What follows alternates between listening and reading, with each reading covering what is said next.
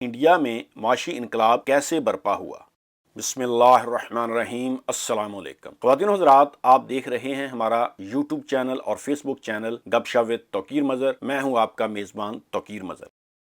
نو آبادیاتی حکمرانوں نے انڈیا کو برطانوی تاج کا سب سے روشن ہیرا سمجھا تھا۔ اس کی وجہ یہ تھی کہ انڈیا قدرتی اور انسانی وسائل، فزیکل انفراسٹرکچر اور کاروبار کے لحاظ سے بہت بہتر امکانات پیش کرتا تھا۔ آزادی کے وقت انڈیا کے سماجی اور اقتصادی اشارے غربت، ناخواندگی اور صحت کی حالت کے لحاظ سے جنوب مشرقی ایشیا اور چین جیسے ممالک سے مواصلت رکھتے تھے۔ آزادی کے بعد بھی ماضی کا تسلسل متاثر نہ ہوا، کیونکہ برطانوی ہند کا نظم و نسق چلانے والے زیادہ تر تجربہ کار سرکاری افسروں نے نئے آزاد ہونے والے ملک میں ہی خدمات سر انجام دینے کا فیصلہ کیا۔ ایک اور فائدہ یہ ہوا کہ اقتدار میں آنے والی سیاسی جماعت انڈین نیشنل کانگریس اقتدار سنبھالنے سے بھی پہلے ملک کو ترقی دینے کے لیے امکانات پر غور کرتے ہوئے معاشی منصوبہ وضع کر چکی تھی۔ ترقی کے دو راستے نئے آزاد ہونے والے ممالک کے لیے دستیاب تھے، ایک آزاد مارکیٹ کا راستہ اور دوسرا ریاست کے کنٹرول میں چلنے والی معیشت جس کی بنیاد مرکزی منصوبوں پر تھی۔ کانگریس نے دوسرا راستہ اختیار کیا کیونکہ پنڈت نہرو خود بھی ایک فابین سوشلسٹ تھے۔ اگرچہ 1948 کی صنعتی پالیسی کی قرارداد نے مخلوط معیشت کی تجویز پیش کی تھی، لیکن وسائل کی تقسیم کے مرکزی منصوبے پبلک سیکٹر کے حق میں تھے۔ انڈیا نے پہلا 5 سالہ منصوبہ تیار کرنے اور اس پر عمل درآمد کے لیے 1950 میں پلاننگ کمیشن قائم کیا۔ 1951 میں شروع کیا گیا منصوبہ فصلوں کی پیداوار کو بڑھانے اور خوراک کی کمی پر قابو پانے کے لیے زراعت اور آبپاشی کی ترقی پر مرکوز تھا۔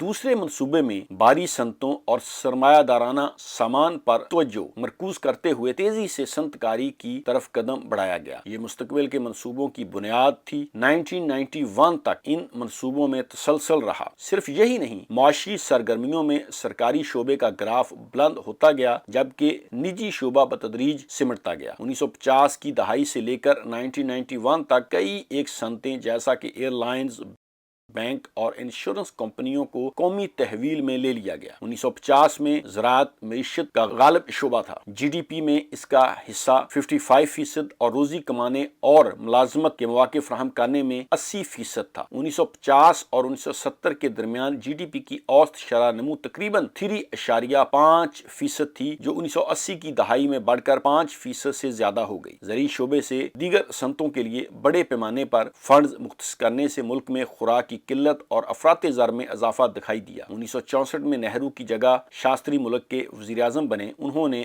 زراعت پر توجہ مرکوز کی۔ میکسیکو میں محققین کی تیار کردہ گندم کی اعلیٰ پیداوار والی اقسام اور فلپائن میں تیار کردہ چاول کو اپنایا اور وسیع پیمانے پر کاشت کیا۔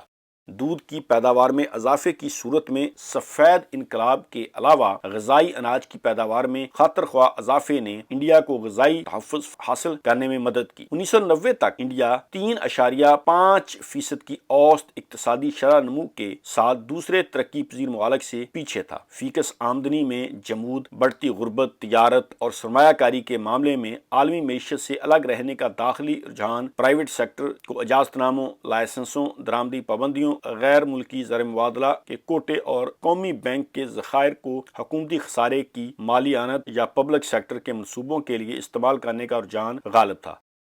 راجیو گاندھی کی حکومت میں لبرلائزیشن کی طرف کچھ جزوی پیش رفت ہوئی، لیکن یہ اقدامات دیر پا ثابت نہ ہوئے اور جلدی واپس لے لیے گئے۔ تاہم یہ محسوس کیا گیا کہ ان محدود کوششوں نے بھی 1980 کی دہائی میں اقتصادی ترقی کی شرح کو اوسطاً 5% تک بڑھا دیا تھا، اور ان معروضی حالات میں یہ ایک بہت بڑا کارنامہ تھا۔ 1991 میں اہم موڑ آیا جب کمانڈ اینڈ کنٹرول اور سرکاری شعبے کے تسلط کی ماضی کی معاشی پالیسیوں کے مجموعی اثرات نے ملک میں ادائیگیوں کے توازن کے سنگین بحران کو جنم دیا۔ ملک کے پاس زر مبادلہ کے ذخائر صرف 3 ہفتوں کی درآمدات کی ادائیگی کے لیے رہ گئے۔